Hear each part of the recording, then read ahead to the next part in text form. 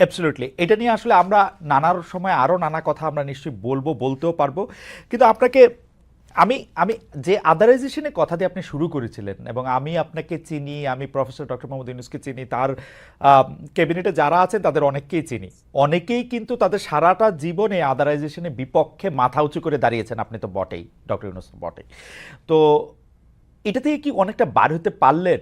কারণ কি আমি আপনাকে বলি, আমি আপনাকে ফলো করি বলে আমি দেখতে পাচ্ছি যে 5 আগস্টের ভাঙচুর দেখে, মানে আওয়ামী লীগ সরকার পালিয়ে যাওয়ার পর 5 আগস্টের ভাঙচুর দেখার পরে আমার মনে হয় আপনি হচ্ছেন অল্প কয়েকজন লোকের অন্যতম যিনি এইসব ভাঙচুরের প্রতিবাদ করছিলেন।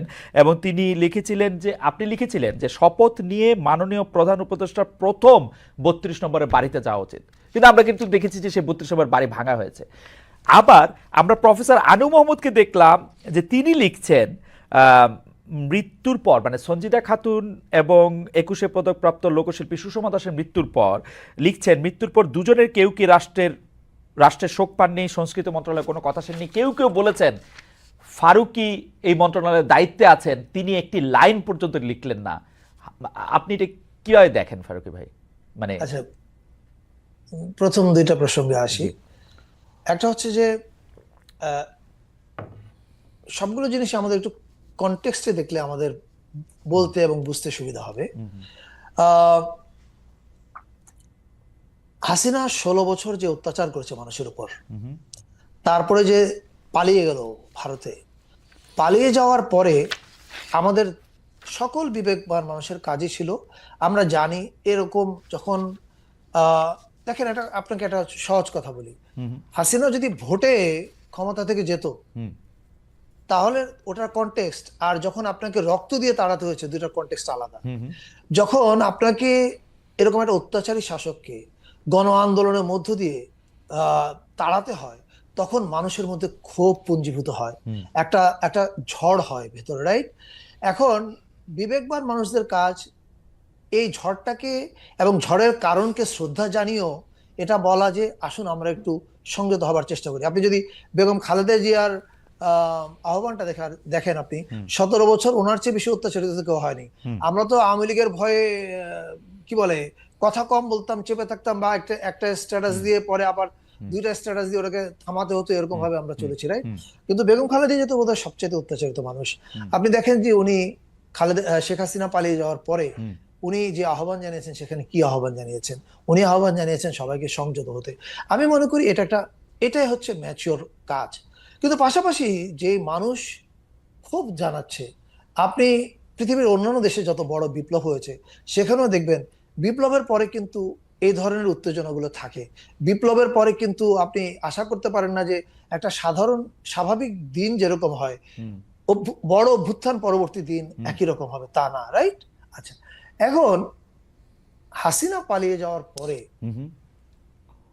আপনি কি আওয়ামী লীগের মধ্যে কোনো অনুশোচনা দেখেছেন? না, দেখিনি। আপনি তাদের মধ্যে কোনো আপনি কি বিশ্বাস করেন যে তারা মনে করে? আমি তো আওয়ামী তারা লীগই দেখি না।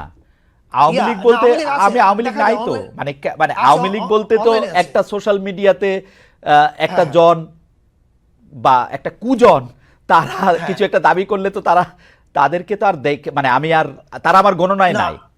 হ্যাঁ, অনলাইনে আছে। এখন আমি যেটা বলতে চাচ্ছিলাম সেটা হচ্ছে, আপনি এত বড় অপরাধ করেছেন, ভারতে বসে বসে হুমকি দিচ্ছেন 287 জনকে খুন করা হবে, মানে তাদেরকে দেখে নেবো, একজন মারলো যা, 287 জন মারলো তা, তাকে কি আপনি সুস্থ মানুষ মনে করেন? এটা সুস্থ মানুষের লক্ষণ না। এখন আপনি যখন এই উস্কানিগুলো দিতে থাকবেন, তখন কিন্তু আপনাকে আবার মনে রাখতে হবে, একটা বড় অভ্যুত্থানের পরে মানুষের মধ্যে কিন্তু উত্তেজনা অনেক বেশি থাকে। এটা স্বাভাবিক হতে সময় লাগে, এবং এই সময়টা আহ তো আমরা পাইনি, বরং আমরা উস্কানি পেয়েছি। এখন দেখেন দ্বিতীয় আরেকটা প্রসঙ্গ, হাসিনা ভারতে পালিয়ে আছে। আপনি এই যে 1400 মানুষকে খুন করেছে, শত শত মানুষকে গুম করেছে, 15 বছরে বিনা বিচারে হত্যা করেছে, নির্যাতন করেছে, এগুলোর বিচার তো হতে হবে।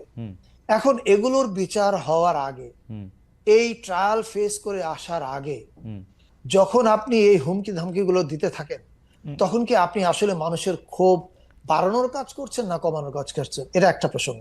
দ্বিতীয় প্রসঙ্গ হচ্ছে যে ভাঙচুর এবং বা কোথাও কোথাও প্রথম দিকে হুম যে আইন শৃঙ্খলার একটা অবনতি ছিল, হুম এটার আমি আরেকটা কনটেক্সট আপনাদেরকে দেখতে বলবো, সেটা হচ্ছে এই যে দেশে পুলিশ কি ছিল কতদিন, আমরা তো দেশে আমার ধারণা 15-20 দিন দেশে পুলিশ বলে কিছু দেখিনি আমরা। হুম হুম মানুষ নিজেরাই নিজেদের পুলিশিং করেছে, রাইট? হুম এখন একটা পুলিশ বাহিনীকে আপনি সম্পূর্ণ দলীয়করণ করেছেন। হুম এই বাহিনীটাকে সত্যিকার অর্থে একটা কাজের বাহিনীতে পরিণত করতে আরো 10 বছর লাগবে। না না টেক ইট ফ্রম মি। না না আমি না, আসছি তো ওকে এখন ওকে আপনি যখন এরকম অবস্থা থাকে একটা দেশে যেখানে পুলিশ বাহিনী কার্যত ডিসফাংশনাল, হুম আমি মনে করি আমরা ইতিহাসের ওয়ার্স্ট অফ দ্য টাইমে সরকার পরিচালনার দায়িত্বে এসেছি। হুম এখানে এসে আপনি সবকিছু কপি বুক পাবেন না, ইটস নট পসিবল, কারণ আপনার পুলিশ বাহিনী ইজ নট ফাংশনিং। আপনার ব্যুরোক্রেসিতে 17 বছর আপনি কি ব্লাড ঢুকিয়েছেন, হুম এইটাকে ফাংশনাল করতে ইট টেক্স টাইম। ফলে এই কনটেক্সটে যদি আপনি জিনিসগুলো ভাবেন তাহলে আপনি বুঝতে পারবেন যে সবকিছু কপি বুক স্বাভাবিক আশা না করাটাই ভালো। তবে গিভেন দ্য কনটেক্সট যে আমরা একটা ধ্বংসযজ্ঞ থেকে এসেছি এবং একটা ব্রোকেন ব্যুরোক্রেসি, ব্রোকেন পুলিশ সিস্টেমের মধ্যে থেকে আমরা যে জায়গায় এসেছি, আমি মনে করি we have done good enough. Okay, আমার আসলে দুইটা জিনিসের মধ্যে আপনি একটু মানে আমরা অনেকগুলি বিষয় নিয়ে কথা বলতে চাই, এটাতে আটকে থাকতে চাই না। শুধু এটা বলা যে পুলিশ বাহিনীকে দলীয় করা হয়েছিল না সরকারি করা হয়েছিল সেটা নিয়ে অনেক প্রশ্ন। পুলিশ বাহিনী আসলে সরকারি বাহিনী, মানে হাসিনা সরকারের বাহিনী ছিল, এখন ডক্টর ইউনূস সরকারের বা ফারুকি সরকারের বাহিনী হবে, তাতে অসুবিধাটা কোথায়? এটা তো আর আওয়ামী লীগ করে নাই, কিন্তু তারা হয় নাই। কিন্তু আমরা 32 নম্বরের বাড়িটা ভাঙতে দেখছি, কিন্তু আসলে পরিস্থিতি অনেক নিয়ন্ত্রণে এসে যাওয়ার পরে আপনি যেটা বলছেন সেইটা কনটেক্সট ছিল। ওইখান থেকে হুমকি দামকি হাসিনা কি কি বলে টলে না বলে টা বলে আমি জানি না, এটা এআই দেয়া বলে না নিজেই বলে তাও আমি জানি না। এই এই এই এইটার পরে এটা হয়েছে, তাও এটা নিয়ে আপনি একটা মন্তব্য করতেন, কিন্তু সঞ্জিদা খাতুনের মৃত্যুতে ফারুকি ভাই একটা লাইন লিখবেন না কেন? আচ্ছা, এটা একটা আমি জানি না, এটা এর এর এটা না, এটার অনেকগুলো রকমের উত্তর হতে পারে, রাইট? আচ্ছা, হ্যাঁ।